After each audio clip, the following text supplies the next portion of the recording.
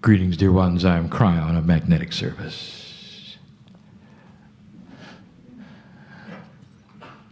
And so the message this evening is the same as it was the evening before. And depending upon that which my partner does, which will determine that which is then broadcast as an audio transcription. Or I gave it to him last night for the first time so that he would understand. It would not be a surprise today. And in that there comes a greater understanding and a better wisdom. For the things which we wish to present this evening are new. New to some. But we speak now about a premise that we have not spoken of before. Not in this detail.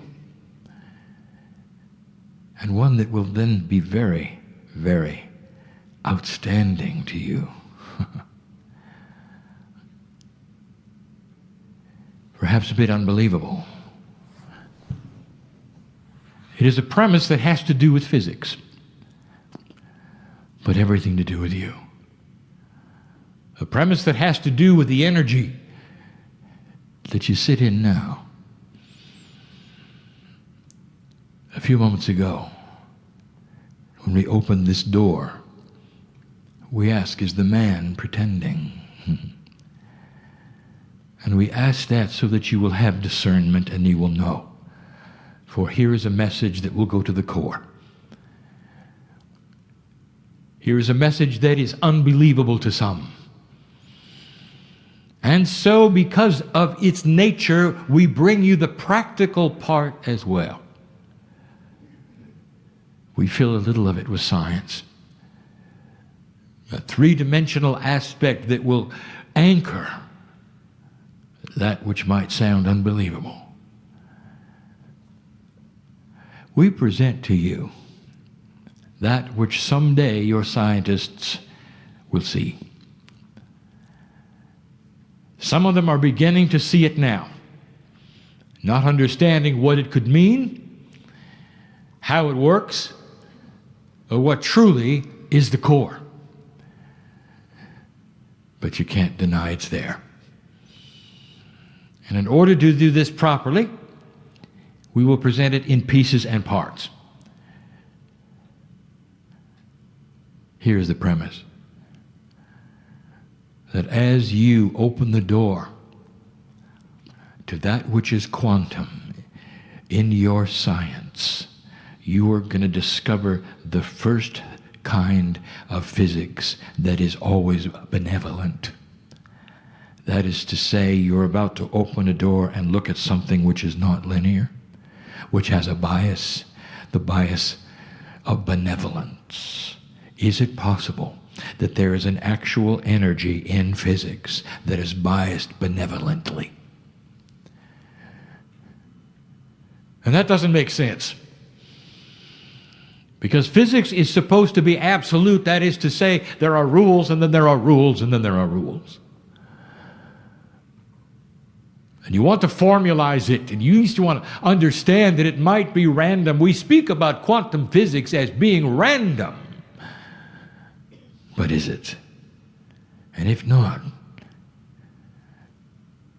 why would it be biased benevolently? This is going to sound like science, and it is not all science. We want to give you this information because it ties in with the creative energy that you are experiencing now, dear human being. Difficult to know how to begin. Difficult to know how to explain this in a way that you will actually understand what we are saying. So let us start with this. Your science believes at the moment that quantum physics has to do with the way small particles react. Particles that are so small, they are particles of light, they are molecules of DNA. So small you have to see them under an electron microscope. This is quantum mechanics. And it's only seen there. And now we're going to give you something else to think about. This that you see in the very small also occurs in the very large. And so we'll start there. We're going to start with the premise. The creation of galaxies. And I have said it before that each galaxy in the universe has its own physics.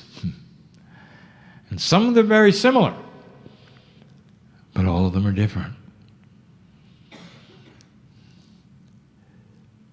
And if you could know the differences, you'd wonder why, and I will tell you it's because of what's in the middle.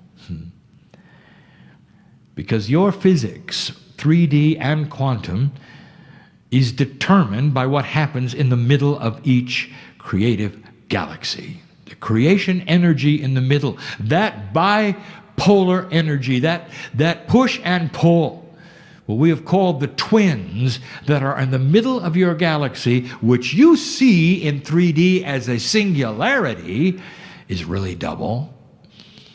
It determines your physics. And it's different for every galaxy. Science doesn't know that yet.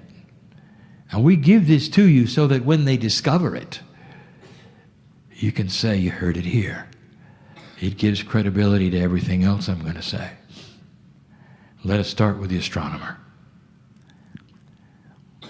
Dear astronomer, do you believe in God? And the astronomer will think for a moment, and the astronomer will say, I am not one to define divinity. And it's not my science.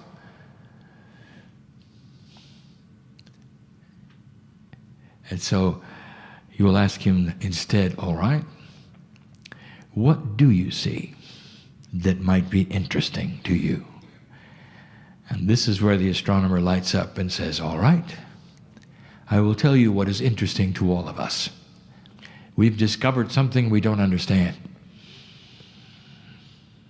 There are physical principles in large things that do not apply to orbital mechanics as you have learned them in Newtonian and Euclidean physics. And they will say it's odd to us that the galaxy moves as one plate, almost like the stars were pebbles glued upon it. It all rotates together. There has to be some kind of energy that holds that.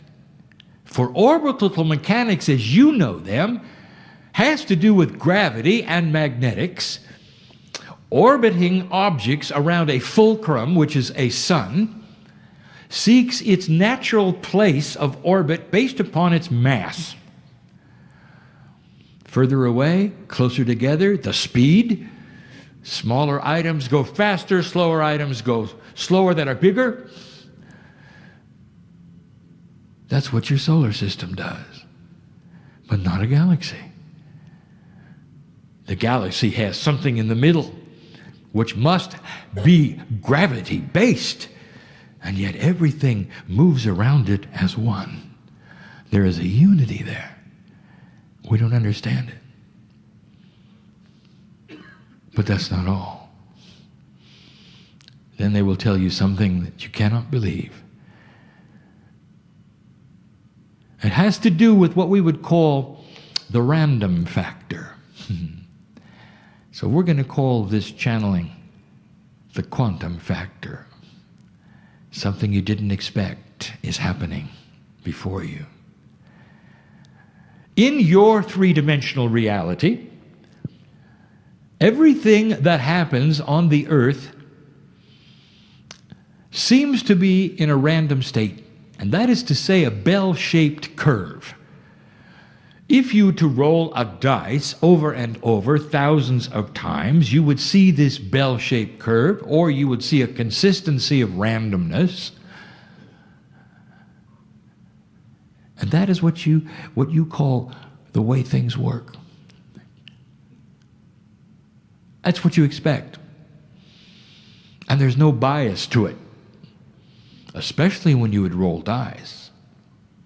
You expect to see a certain kind of statistical curve that is random. Back to the astronomer. The astronomer is saying this: everywhere we look at what you would call the creating energy of the universe, that which made the universe, the energy that is responsible for its actual existence, is incredibly biased. It would be like if you rolled a dice and you got 6, and then 6, and then 6, and then 6, and then 6, and then 6, and then 6. It is beyond the realm of randomness. It shows and shouts there had to be intelligent design. Now, I'm not talking about a metaphysical person. I'm talking about an astronomer. Everywhere they look, against all odds, the universe is benevolently designed for life. They've used the term intelligent design. I use the term benevolent design. And I will tell you that that energy that glues the solar systems of your galaxy together over 100 billion stars is a giant quantum hand that sits upon the galaxies of your universe like the hand of God. A quantum benevolent hand, and they all move together. By the way, if they didn't, they'd all crash into each other. Like your solar system, there would be chaos in the way of speeds, distances, sizes, and there isn't. Instead, it all moves in unity. And the astronomers say it shouldn't. And the astronomers say it's like rolling 6 1,000 times. How can this be? It is the first of many examples we are going to give you. This is the quantum factor, the very creator of the universe. Biased in love, biased for life, biased in benevolence. And here you are sitting in the little blue jewel, that earth, that shouldn't actually exist. And the only thing that allows it to exist is intelligent design. How long did it take for science to come to this? An agreement. It's out of statistical probability. Oh, the astronomer still will not use the God word. Intelligent design is as good as it gets. But at least they have been accurate in describing it. A benevolence that is the creator of the universe. Think of that. What does this mean to you? If there is a benevolence in the overall creation of the universe, allowing for life, allowing for this earth to exist, it means that other earths exist. There's life everywhere. We've told you that. However, we sit in a very special one. The planet that is the only planet of free choice anywhere. There's only one in every universe. And there have been other planets of free choice, graduate planets of free choice, then giving the seeds of what they have graduated from to you to continue. And here you are. The creative energy in you has the wisdom of the ages of your galaxy, not of your earth. Others before you, in the billions of years that this galaxy has existed and has rotated as one object, there have been many of these tests all over, and every single one that graduates to a new level of benevolence picks up that quantum energy that is biased in love and passes it to the next planet. It is a long-term deal. And you will do the same. And as you pass this benevolence, it actually shapes the next universe and how intelligent the design will be. It has been around a long time to get to this place where physics can be shown to have an attitude. An attitude of benevolence. That's the big picture. Let's move to a medium one. Let me take you to an experiment over a decade ago. Two men. In Scotland, Scott Strachan, physicist, and a medical doctor, Dr. Todd Ovakaitis, my partner's friend. What a coincidence, they met in this lifetime. Those two men are together. The physicist and the medical doctor come up with something. They are the first team of scientists to develop a controllable quantum event. That is to say, they have an invention that creates quantum energy. They've done it by opposing laser energies out of phase through what we would call a quantum holographic lens. An actual shift of time occurs. And the quantum soup that is in that energy, although it is very small, is controllable. Now, they're not the first humans on the planet to create a quantum energy. They're only the first ones to create a controllable quantum energy. The first human to create a quantum energy was Nikola Tesla. He couldn't control it, but he knew it was there, and he had seen it over and over.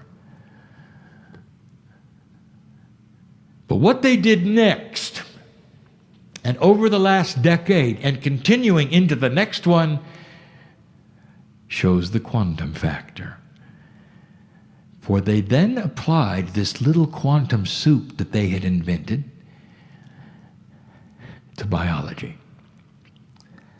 And every time they imbued this energy into a biological test or experiment, they got healing. And what are the odds of that? That you would then develop some kind of an energy on the planet that had never been seen before, and everywhere you put it, good things happen. What are the odds of that? It's like rolling 6 and then 6 and then 6. Are you starting to see a pattern? When this quantum energy is able to be reproduced in other laboratories, there will be those, and there always are, that will try to weaponize it. It'll be the first energy ever discovered that won't allow it. It can't be weaponized because it is benevolent. Imagine a quantum energy that's just simply physics that has an attitude. What does that tell you? There's something going on. The quantum factor will be discovered on this planet, and it's going to fly in the face of logic and 3D and the way things work. All of this may not be seen in my partner's lifetime. And he's all right with that. He's very all right with that. Now, he stands next to me, but I'm going to tell you about him. Because he knows he'll be here. He may even participate. He doesn't care what his body looks like. He just cares that he'll be here. And he will. And I want to tell you, old soul, that at this moment the potentials are that no matter how old you are in this room, you'll be here with him. Because you're not going to miss the finale. The ramp up is difficult. The old souls in front of me have signed on to work. They waited for this energy for lifetimes. Their parents, and I've spoken of this before, came into this planet knowing full well they would have children that would be in this new energy that would have the chance of changing Earth. Your parents didn't. Before they got here, when they had the mind of God, they said, we're going to go in, and we're not going to wake up, and we're not going to understand. We may even be abusive. We may give them a hard time. We may even disown them. But we're going to have them.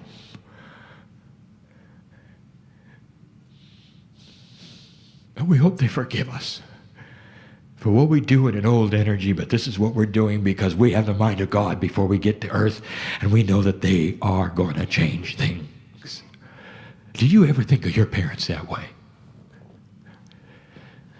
I have mentioned this now 5 times in channel. I can't mention it too often. There are those here who need to hear it. Do you ever think of your parents in that light? After what they've perhaps done, now, many of you had wonderful parents, and then there are others who don't want to ever talk to them, and some of them are here and some of them are dead. And I want to tell you that the core soul of all the parents knew of this energy potential. They knew that their job was to have you as a child. Old soul. And this is really going to put time in a circle for you because you stood next to them when they came in. With an agreement, a handshake, a hug. Let's go do it.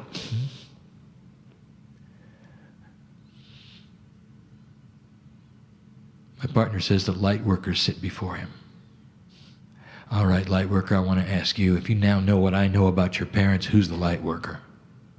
I've said that over and over. It's your parents who went through this in an old energy and perhaps never woke up. And perhaps gave you a real bad time. Well, maybe this is the time to forgive everything and see the core inside them, the mind of God that they had to bring you into this earth in a difficult situation. There are those here who were born on different continents. I know who you are who sit here. Even more difficult there for a parent to say, we're going to have a light worker, an old soul.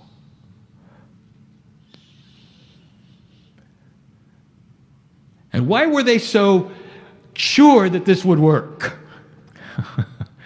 Because they saw the quantum factor, the benevolence of the quantumness that you were beginning to absorb and understand. Quantum energy is just around the corner.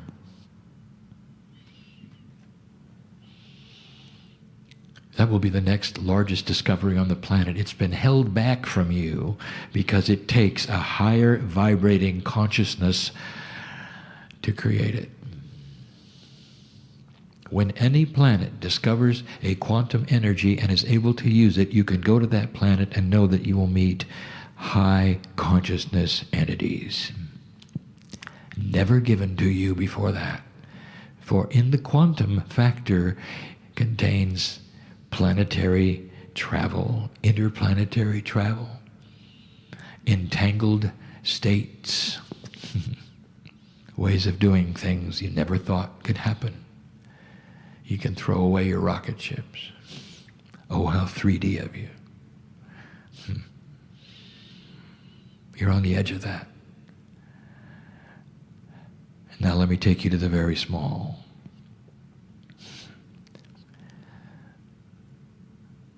Over a decade ago, Vladimir Papoinian, Russian scientist, used light as an experiment with one molecule of DNA.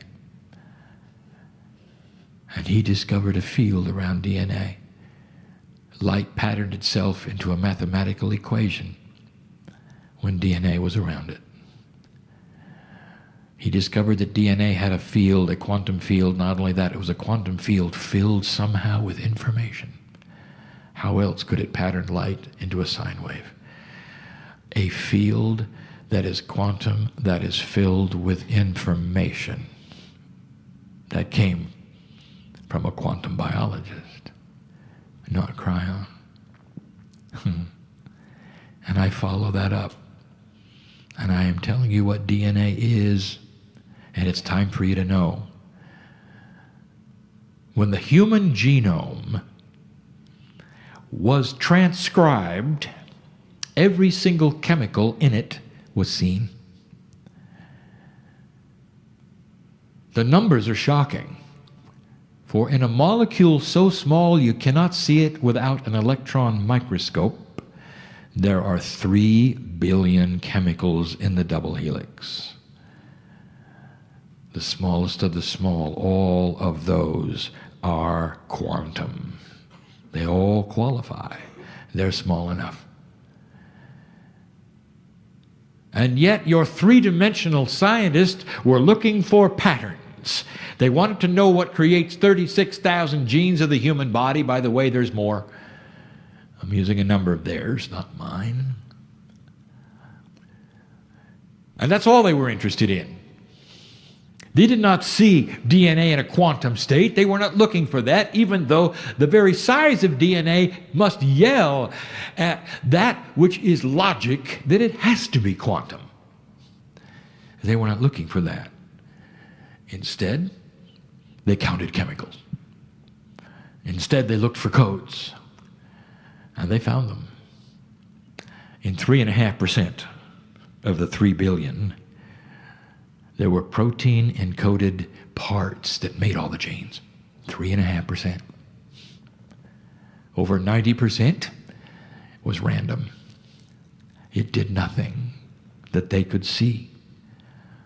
Still to this day, even with that information, they do not see the obvious, that the 90% is quantum and the 3.5% is linear.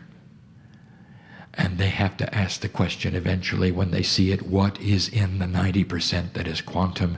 And now we get to it, don't we? And I will tell you, 100% information, instruction sets for your life. Everything from your higher self, you might say, everything from that to your Akashic record, you might say, every single lifetime, every single talent. Biologically, every single instruction to every single stem cell. That's what's in your DNA. And it's all quantum.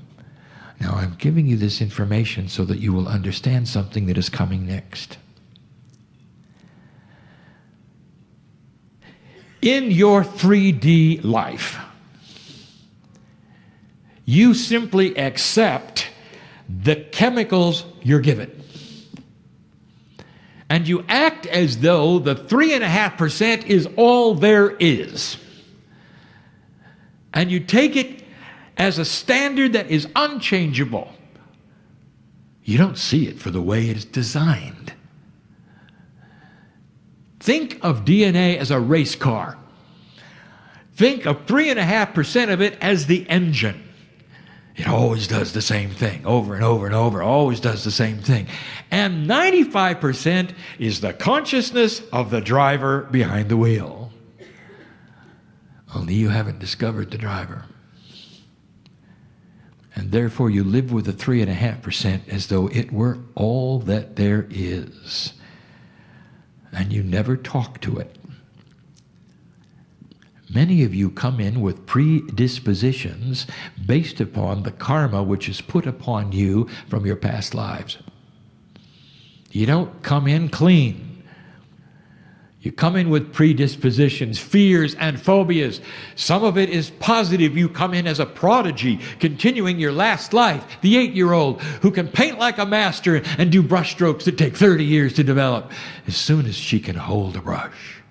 What does that tell you about what must be in the DNA? The composer, the pianist, the prodigy, the violinist, just waiting till their hands can go on the fingerboard and they can reach up and fret the notes. They come in knowing how to play the piano, just waiting for their hands to get big enough to do it without a lesson. How do you explain that, dear ones? It's all in the DNA. And you never talk to it. Let me take you to cellular division. We've said this before. You need to hear this to understand how this works. A cell is ready to divide. It rejuvenates the human body, all tissue. You've been told that there's some tissue that does not rejuvenate. That is incorrect. It all rejuvenates at different speeds, at different times, and different ways. It rejuvenates. You know, the human body is designed to live a long time. Unfortunately, the energy that you have created on this planet and what you've gone through has beat it up. You don't live much more than 80 years.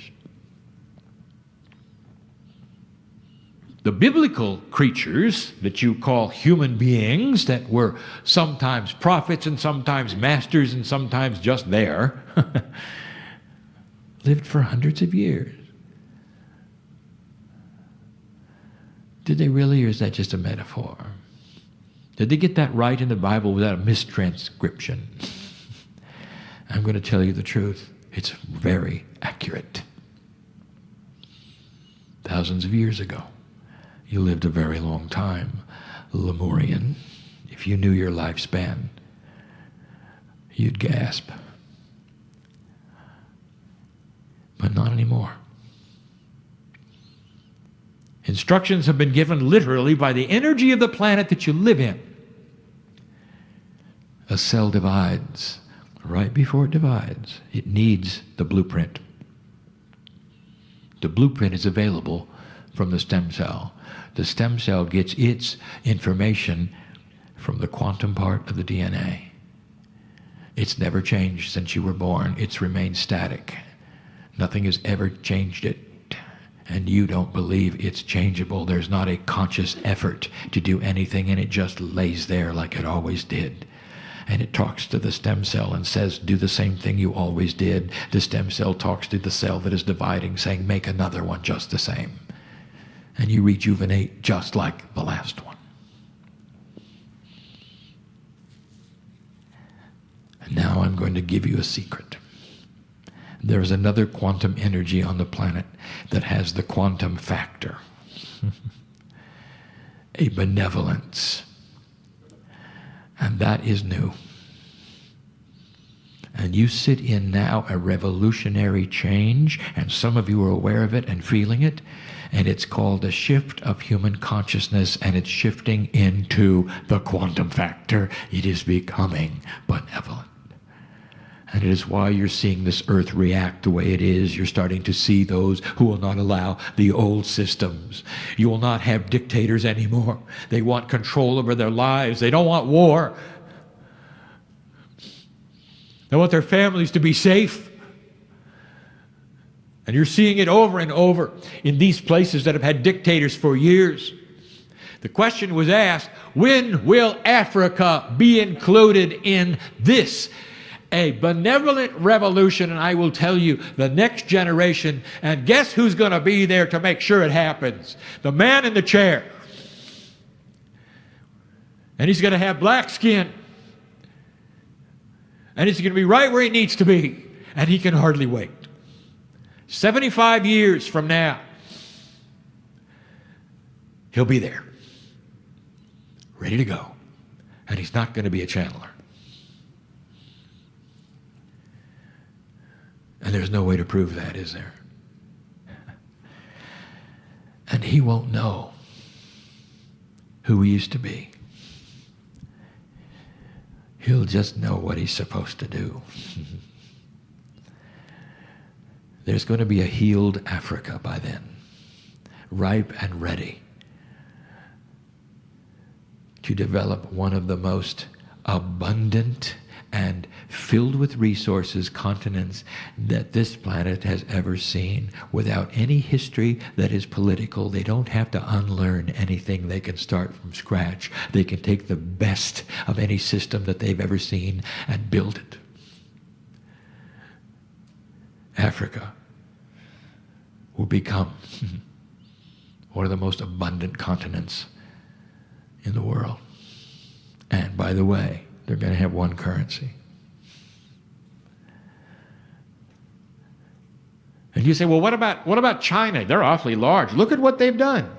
Look at what they have to unlearn. Africa will only have the history that you see today. Sickness, dictators. All of that is going to change, and he'll be there. And how do I know that? Because that's what he's agreed to in advance. In a quantum state, the quantum factor is benevolent, and he knows it. Synchronicity is benevolent. Did you know that? If you wait for synchronicity in your life, God is never going to give you a snake when you ask for an apple. We've told you this before. This is benevolent energy on the planet working in synchronicity for you. Did you ever wonder how energy can be developed like this? And it loves you, and it has an attitude. Here's what you should know. In this shift of human consciousness, you're starting to receive the quantum factor in human consciousness. Human consciousness is starting to have this quantum factor. That is to say, it is becoming benevolent, and that means as you are now able to interface with another field, a field around you called the Merkaba, which is your DNA, you have one confluence of quantumness interfacing another. And I don't know if you know what that means in physics, and I will tell you. And that is this, that what you think, you create. And the first thing you're able to do is rewrite your DNA. How'd you like to live another 100 years? And you give me a 3D answer, and I just heard it here, and your minds are going crazy. I don't want to look that way. It's bad enough what I look like at 90. Oh, 3D of you. Earth won't support it. The population will be too big. Oh, how 3D of you. What if, just what if, you became wiser as well? What if you started to control that which is your population and the use of the Earth's resources? What if you stopped using up the resources of Earth and depended upon the ocean for power, as we've told you? What if you decided to dig a hole and make steam out of the heat that's below your feet instead of building a nuclear reactor? For a nuclear reactor is the world's most expensive steam engine. That's all it is. It makes steam. And there's lots of ways of making steam that will not then hurt one animal or one molecule of air. And it lays there ready for your discovery. And I'll tell you, you're there. You're almost there. You can rewrite your DNA. Now, you're not thinking like I'm thinking, because I'm going to tell you what's in your DNA. It's the consciousness that you have at the moment that actually controls that which you think, your attitude, your human nature. So let's just go for it. There are those in this room that need to hear this. Who is it you won't forgive? Who is it you think has etched into your life something you can never forget, and that you wake up every day with it? I know who's here. Etched into your life.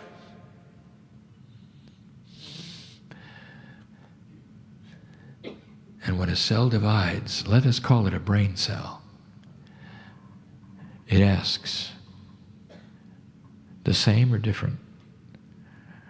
And it goes back to the stem cell for the blueprint, and the stem cell goes to the DNA, and it looks, and oh, would you believe that? The DNA has another instruction set. It's becoming more benevolent. It's more peaceful. Look at that. The event which caused that groove of horror that can never be forgotten is gone. And it talks then to the stem cell, and the stem cell then gives that print to the cell that is dividing, and it says different, not the same. And a new cell is created in your mind that has a new blueprint. And so you might say that what you're going to do in the future has changed your past. And there it is. How much more quantum can you get? Are you paying attention? You can rewrite anything. That's the power of the human being. In this new energy, old souls will pick it up first. It's the old soul who's going to start changing, and people will see it in your human nature, and they'll say, whatever you got, I want it. You don't ever have to give them a Kryon book. You never have to say one word. They watch you work with other human beings. They watch you love others who are unlovable. They watch you care about people who you could never care about. And then you start to see it in areas you never thought you'd see it. Politics will begin to change. The way you do business starts to change. What you expect of each other becomes benevolent. Oh, there will always be those unbalanced. There will always be that which you cannot control. There will always be humans. There will always be ones that land in prison. There will be those who come to the planet for the first time, haven't got a clue what to do. Do everything wrong, seemingly, just like you did. There is a lineage in the room, not just one of many lifetimes, but one of wisdom that brings you to the chair. And the questions you ask about civilization and earth are wise ones. When are we going to learn the lessons? You say, well, you have in order to have asked the question, haven't you? There's a wisdom pool sitting in the room that is enormous. Don't you feel it? And so, dear human being, you start talking to your DNA in a benevolent way, and you say to the stem cells, you say to the all that is, you say, why don't we have a situation where the telomeres don't shorten every time the cell divides? Oh, and the information goes to the stem cell, and the stem cell is queried by the cell that is dividing, and the telomeres are there, and they don't shorten. And therefore, the one that is produced doesn't age. And you youth. And that's the truth. You start to return to an energy that you thought you'd lost, where human beings are allowed to live longer and can live longer, and it doesn't destroy the environment. They don't overcrowd themselves because they can control it through their minds and through wisdom. How many children to have? What is appropriate? What works in the society? What is beneficial to all? The quantum factor.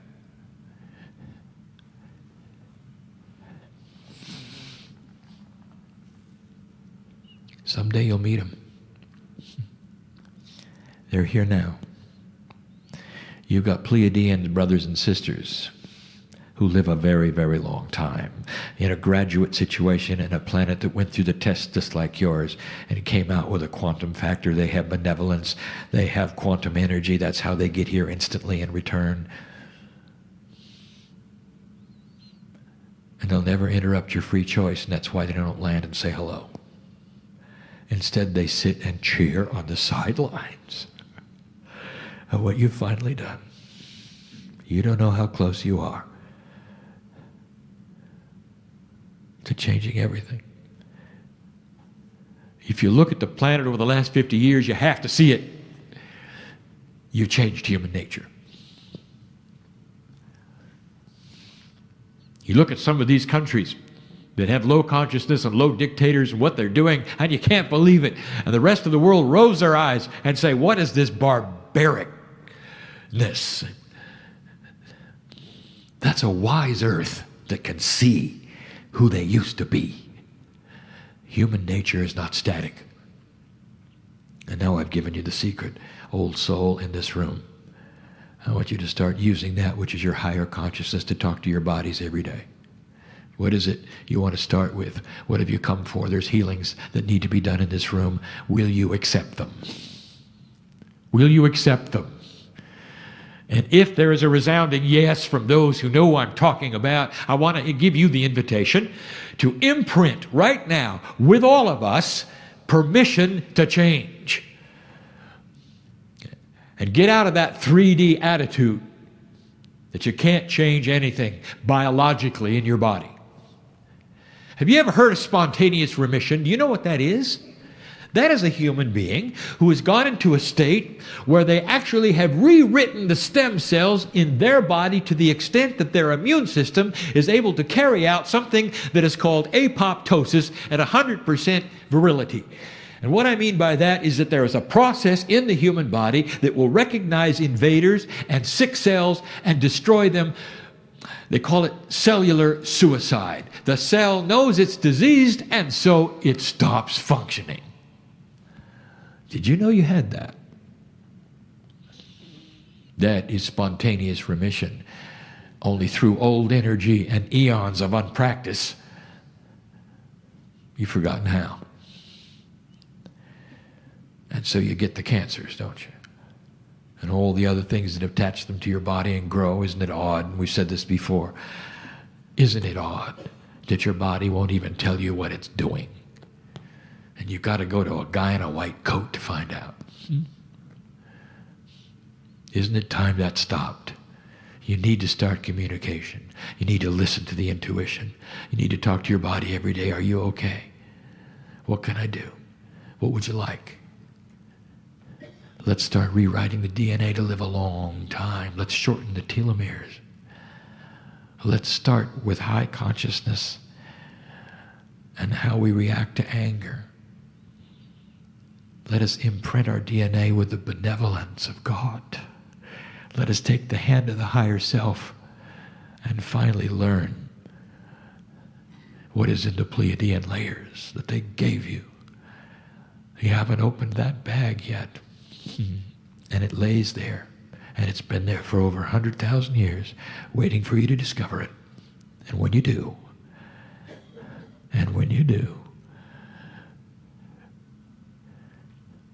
you'll visit another planet. And you'll give them the seed of your benevolence. And you'll have peace on earth. I wouldn't tell you this. I wouldn't tell you this unless you could look at it and see it's happening. Before we close, dear ones, we'll say this is a slow process. We have seen it before. We've told you before. It happens through generations. It happens through children of the children of the children. It is not anything that you're going to see in a flashbulb experience. There may be some things that move backwards for a while before they move forward, but if you look at all that is together, a slow ship where the rudder of wisdom is steering toward a time when hatred will be something you don't know about, because quantum energy is benevolent. And that is the truth this day. That is the energy this day. That are the potentials that I see this day. And that is why we bring you this message this day. Go from this place different than you came, knowing more about who you are, what you've done, and what is before you. And I'm Kryon. In this entourage, lover of humanity. And so it is.